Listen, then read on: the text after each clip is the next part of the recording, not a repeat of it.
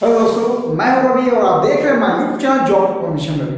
दोस्तों, आज हम लोग बात करने वाले हैं ग्रुप डी प्रैक्टिस सेट के बारे में। लेकिन उससे पहले हम आपसे बात करना चाहते हैं कि आप अभी तक मन लगा के पढ़ना स्टार्ट किए हैं कि नहीं किए हैं। अगर नहीं किए हैं तो रेगुलर तैयारी करना स्टार्ट कर दीजिए, क्योंकि ऐसा मौका बार बार नहीं आता है। आप देख रहे हैं कि एक एक पेपर को कराने में गवर्नमेंट कितने साल लगा दे रही है, ठीक है। यानी कि पेपर हो नहीं पा रहे हैं और इतने धरने प्रदर्शन हो रहे हैं, ठीक है।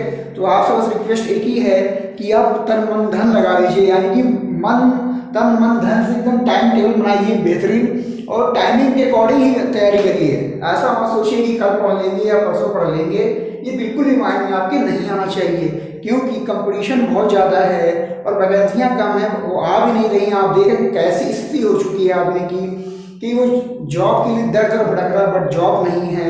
इसलिए आप बस एक ही फोटो बना के रखिए, कुछ दिन और मेहनत करनी है, जी जान लगा देना है उसमें आपको, ताकि जब रिजल्ट आए ना ग्रुप डी का तो आपका नाम ऊपर होना चाहिए, टॉप पे होना चाहिए। रवि नाम है तो रवि, विकास नाम है तो विकास, सबसे ऊपर एकदम चार्ट पेपर सबसे ऊपर नाम होना चाहिए, ताकि खुशी के आप उस समय खुशी को फील कर पाए कि हाँ मैंने इतनी मेहनत की है, ठीक है। तो कोशिश करिए और मेहनत करते जाइए, बस मोटो यही है। बाकी हम आपको जो भी दे पाएंगे बता सकते हैं, वो आपको बता रहे हैं जितना भी चीज़ें। आपको अच्छी लगे वीडियो देखते रहिए, अच्छी ना लगे तो मत देखिए, ठीक है। मेन मोटो है कि आपका क्या होना चाहिए, सिलेक्शन होना चाहिए, बस आप जहाँ कहीं पढ़ें, ठीक है। चलिए, तो ज़्यादा बातें ना करते हुए हम लोग स्टार्ट करते हैं आज की वीडियो, ठीक है। कुछ क्वेश्चन कराने जा रहे हैं जो कि आप देख सकते हैं group D practice set paper 1, ठीक है। इंपॉर्टेंट क्वेश्चन कराने वाले हैं, ताकि ये ऐसे क्वेश्चन हैं जो कि ग्रुप डी में बार बार आते हैं और बच्चा कंफ्यूजन हो जाता है तो क्वेश्चन को नहीं कर पाता है, ठीक है। चलिए देखते हैं लोग वीडियो। सबसे पहले फर्स्ट क्वेश्चन क्या कह रहा है, क्वेश्चन नंबर फर्स्ट देखिए क्या कह रहा है। 8 की पावर 2.3 इंटू 4 की पावर 0.8 इंटू 16 की पावर 0.4 दे रखा है, इक्वल टू, आपसे पूछा है x की वैल्यू बताना है आपको। क्या करेंगे, 2 की पावर 3 8, ठीक है, 0.6 दे रखा है, 0.6 ठीक है। देखिए हमें x की वैल्यू निकालनी है, कैसे निकालते हैं, हम इस क्वेश्चन को कैसे सॉल्व करते हैं। ये 2 की पावर x दे रखा है तो हम क्या कर लें, ये 8 ये 4 ये 16 को भी हमको 2 के रूप में कन्वर्ट करना होगा। देखिए कैसे करते हैं। इस 8 को कैसे तोड़ सकते हैं, 2 इंटू 2 इंटू 2, 2 2 जा 4 2 जा 8, तो 2 की पावर कितनी बन गई, 1 2 3, तो 2 की पावर 3 2.3 लिखा हुआ है इंटू 4 क्या लिख सकते हैं, 2 इंटू 2 यानी कि 2 की पावर 2 लिख सकते हैं, 0.8 कर सकते हैं। 16 क्या लिखेंगे, 2 इंटू 2 इंटू 2 इंटू 2, 2 2 जा 4 2 जा 8 2 जा 16, यानी कि 2 की पावर 4 लिखेंगे। 0.4 इक्वल टू 2 की पावर x। अब आप देख पा रहे होंगे ये बेस 2 था, यहाँ भी 2 यहाँ भी 2 है और यहाँ भी 2 आ चुका है, ठीक है। इसलिए यहाँ बहुत सिंपल हो गया। अब क्या करें, 2 की पावर इसका मल्टीप्लाई कर देंगे, 3 3 जा 9, 3 2 जा 6, पॉइंट लगा देंगे, ठीक है। 2 की पावर ये लिखा है 2 2 0, 2 की पावर 8 कितना होता है, 16 होता है, 2 0 0 होता है, तो पॉइंट एक के बाद लगाए तो लगा देंगे हम यहाँ पर। फिर 2 की पावर 4, ठीक है, तो लिखेंगे 2, इस 4 का मल्टीप्लाई करेंगे, 4 4 16, यहाँ पे भी आएगा, 4 0 0 होता है तो यहाँ लगा देंगे, ठीक है। अब देखिए ये आ गया 2 की पावर x। अब क्या होता है, जब ये बेस सेम होते हैं तो जो घातें होती है, पावर होती है, क्या होती है, आपस में जुड़ जाएंगी, तो इनको जोड़ दीजिए, ठीक है। इन 2 का काम अब खत्म हो चुका है, इसका भी काम खत्म हो गया। जोड़ लीजिए, 9 और 6 कितना होता है, 15 और 6 21 होता है, 9 और 6 15 और 6 कितना होता है, 21 होता है, 21 के 1 कैरी ऑन 2, 6 में 1 जोड़ेंगे 7 और 1 8, 9 और 1 10 आ जाएगा। पॉइंट 1 के अंक के बाद लगाया तो लगा देंगे, इक्वल टू x लिखा था हमने, यहाँ लिख दिया x। ये क्या हो गई, हमारी x की वैल्यू हो गई, यही इसका आंसर हो जाएगा। ये 2 क्यों नहीं लिखा हमने, आप सोच रहे हो, क्योंकि देखिए ये बेस बराबर हो चुके हैं, इसलिए इसको हम नहीं लिखेंगे। हम लिखेंगे बस इनको सबको जोड़ देते हैं, जोड़ के ये लिखा 10.1 इक्वल टू ये पावर में लिखा x, यानी कि 10x की वैल्यू आ गई 10.1। आई होप ये क्वेश्चन आप समझ में आया होगा। फटाफट क्वेश्चन करते रहते हैं क्योंकि टाइम बहुत कम है और काम ज्यादा है, ठीक है। अगर आप एक बार देख पा रहे हो तो उसको नोट भी कर सकते हैं, ठीक है। चलिए आगे बढ़ते हैं।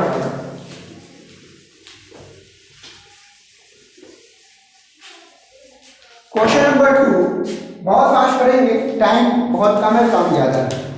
30 के 80%, 30 के क्वेश्चन नंबर सेकंड है, 30 के 80%, 80% में परसेंट हमेशा नीचे आ जाएगा, और 25 के 4/5 में कितना अंतर है। अंतर पूछा है तो माइनस लगा देंगे, कर दिए 0 0 0 0 कट जाएगा। 8 3 जा 24 होता है, माइनस का 5 5 जा 25 होता है, 5 4 जा 20 होता है, ठीक है। 24 में 20 जाएगा कितना बचेगा, 4 इज आंसर। बात समझ में आई आपको? क्या किया, 30 का 80% निकाला यानी कि 100 कर दिया, माइनस को 25 × 4/5 किया, 0 0 कट जाएगा 24 आएगा, माइनस का 5 5 जा 25 होता है, 5 4 जा 20 होता है, 24 में 20 आएगा कितना बचेगा, 4 आएगा, ठीक है। समझ में आया होगा आपको। Next question, question number 3, question number 3 करते हैं। अजय ने अपनी जमा पूंजी एक बैंक में निवेश की, ये राशि साधारण ब्याज से 2 वर्ष में 1120 रुपये हो जाता है और 5 वर्ष में 1300 रुपये होती है। मूल राशि कितने होगी लगभग, बताओ भाई। 2 वर्ष में 1120 हो जाता है, 5 वर्ष में कितना हो जाता है, 1300 हो जाता है। बहुत सिंपल सा क्वेश्चन करने का तरीका देख लीजिए। इस 5 में से 2 घटाएंगे कितना आएगा, 3 आएगा, ठीक है। इधर देखिए 0 में 0 घटाएंगे कितना आएगा, 0 0 में से 2 तो जाएगा, 10 में से 2 जाएगा तो 8 बचेगा। यहाँ 12 में से 11 जाएगा तो 1 बचता है। ये बात पड़ गया, काट दीजिए कि वैल्यू निकाल दीजिए। 180 डिवाइड बाय 3 6 18 होता है, यानी एक साल में उसको ब्याज कितना मिलता है, 60 रुपए। तो 2 साल में कितना ब्याज मिलेगा, 2 साल में 120 रुपए मिलेगा। अगर 1120 रुपए मिलता है उसको टोटल, तो बताइए कितना रुपए उसका मूलधन होगा। तो मूलधन हो जाएगा 1000 रुपए। कितना हो जाएगा, 1000 रुपए। बहुत सिंपल सा था क्वेश्चन, आई होप आपको समझ में आया होगा। करते हैं नेक्स्ट क्वेश्चन,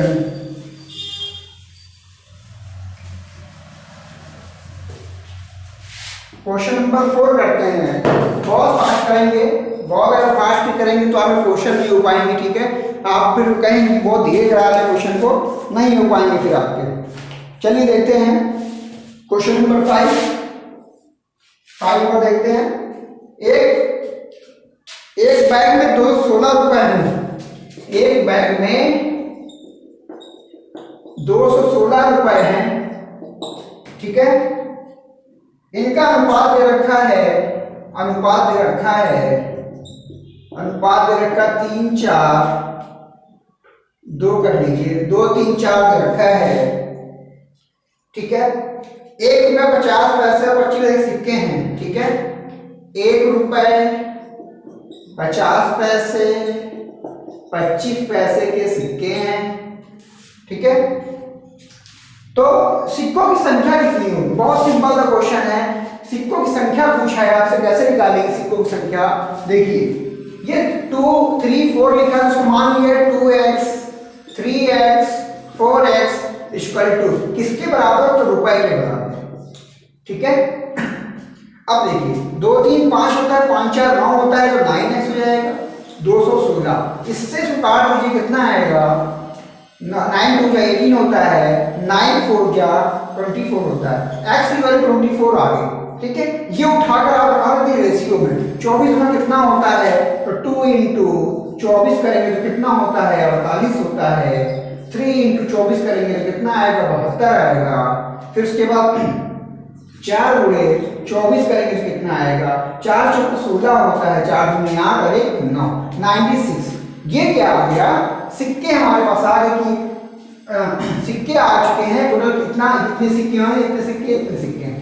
अब आपसे पूछा क्या था, पूछा था 25 पैसों के सिक्कों की संख्या, 25 पैसों सिक्के लास्ट में थे एकदम, ये 25 पैसे के 4 सिक्के थे इसमें, तो लोग क्या कर देंगे 25 का 96 में क्या करते हैं मल्टीप्लाई करते हैं, यानी कि 96 इंटू 25 पैसे के कहिए कितने सिक्के होते हैं, 1 रुपए में 4 होते हैं, तो 4 से क्या करते हैं मल्टीप्लाई करते हैं, तो हमें मालूम पड़ जाएगा कितने सिक्के थे। ये रुपए लिखे हुए हैं सारे, ये रुपए ले रखे हैं, अगर 4 से मल्टीप्लाई कर देंगे तो हमें क्या मालूम पड़ जाएगा, सिक्कों की संख्या मालूम पड़ जाएगी। 4 × 24 के 4, 4 में 36 और 2 कितना होता है 38, 384 सिक्के होंगे 25 पैसे के, 384 सिक्के होंगे 25 पैसे के। बात क्लियर हो रही है, आपको समझ में आ रहा है ना? ठीक है, पढ़ते रहिए इसी तरीके से, मजेदार कॉमेडी करते रहिए, हंसते रहिए और पढ़ते रहिए, ताकि मजा एकदम आता रहे आपको पढ़ने में और मुझे भी पढ़ाने में मजा आता रहे। ठीक है,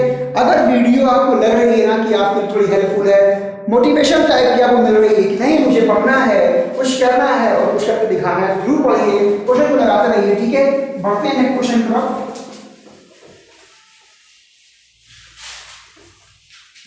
क्वेश्चन नंबर देखते हैं 6, शायद ये क्वेश्चन का लास्ट हो, ये लास्ट क्वेश्चन है आपके लिए, क्वेश्चन नंबर 6 देख रहे हैं, लास्ट क्वेश्चन है, एक 500 मिली घोल में नारियल पानी, नारियल दे रखा है और ये पानी दे रखा है, घोल है 500, घोल है 500, ठीक है, अनुपात दे रखा है 3:2 दे रखा है, कहता है तरबूज के रस की कुछ मात्रा घोल में मिलाई जाती है और अनुपात 1:1 हो जाता है, डाले गए तरबूज के रस की मात्रा ज्ञात करेंगे। ठीक है, कितना हो जाता है 1:1 हो जाता है भाई। ठीक, अच्छा पहले हम चेक कर लेते हैं, 3 2 कितना होता है, तो 5 होता है और दे कितना रखा है घोल 500, तो 1 बराबर कितना हो जाएगा 5 यानी कि 100, 1 बराबर 100 हो जाएगा। कहता है इसमें यानी कि अगर ये 300 होगा ये कितना होगा 200, तभी तो पूरा घोल 500 मिलके आएगा, आएगा कि नहीं आएगा? बिल्कुल सही है, 300 200 500 आएगा। क्वेश्चन में ये कहता है कितना पानी और डाला जाए कि वो अनुपात 1:1 हो जाए। ठीक है, 1 बराबर 100 होता है, तो अगर हम 1 लीटर पानी डाल दें इसमें, अगर पानी मिला दें 1 बराबर 100 लीटर पानी इसमें मिला देते हैं तो कितना आएगा, देखो ये 300, इसमें तो कोई डिफरेंस नहीं होगा, ये कितना आ जाएगा 300, ये जब कटेगा तो क्या आएगा 1 1 आ जाएगा, यानी कि हमने पानी कितना मिलाया, तो घोल में हमने 100 पानी मिला दिया है, तो 100 इज द आंसर। बात समझ में आई आपको? देख लीजिए कितना सिंपल क्वेश्चन था, बहुत कुछ नहीं करना था इसके अंदर, बहुत तो समझ सकते कह सकते हैं कि बहुत छोटा क्वेश्चन था, लेकिन आपको ये पता होना चाहिए ऐसे ही क्वेश्चन रेलवे ग्रुप में बार-बार पूछे जाते हैं और हमको जानकारी के भाव नहीं जब हमें पता होता है तो वो क्वेश्चन हम गलत कर देते हैं। जब क्वेश्चन गलत कर देते हैं तो उसके बाद समझ में आता है हमको कि ये क्वेश्चन तो हमको आता था लेकिन गलत करके चले गए। इसलिए आपसे रिक्वेस्ट कर जाते हैं पेपर को पूरा देखिए, पेपर पूरा देखने के बाद उसके बाद जो क्वेश्चन आपको आते हैं सारे करते चलेंगे। ठीक है, आई होप वीडियो समझ में आ रही होगी आपको। वीडियो अगर अच्छी लग रही है तो लाइक शेयर सब्सक्राइब जरूर करें। ठीक है, एक लाइक जरूर कर दें। चलिए मिलते हैं नेक्स्ट वीडियो के साथ, तब तक के लिए थैंक यू, नमस्कार।